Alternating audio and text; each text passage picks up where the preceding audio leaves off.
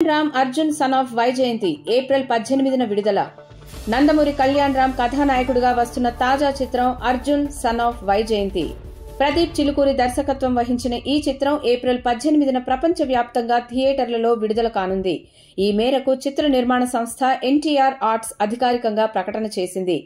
ఈ చిత్రంలో సీనియర్ నటి విజయశాంతి కీలక పాత్రలో కనిపించనున్నారు.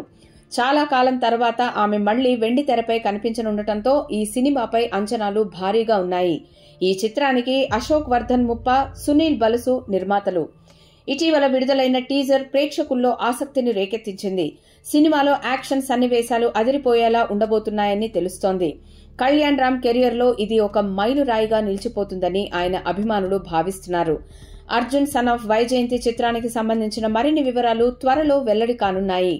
ఈ సినిమా ఏప్రిల్ 18న విడుదల కానుండటంతో కళ్యాణ్ రామ్ అభిమానుల్లో ఉత్సాహం నెలకొంది. విజయశాంతి ఈ చిత్రంలో వైజయంతి ఐపీఎస్ అనే పాత్రను పోషించడం ప్రేక్షకులలో మరింత ఆసక్తిని రేకెత్తిస్తోంది. గతంలో విజయశాంతి నటించిన సూపర్ హిట్ చిత్రం కర్తవ్యంలో ఆమె పోషించిన పాత్ర పేరు కూడా వైజయంతి ఐపీఎస్ కావడం విశేషం.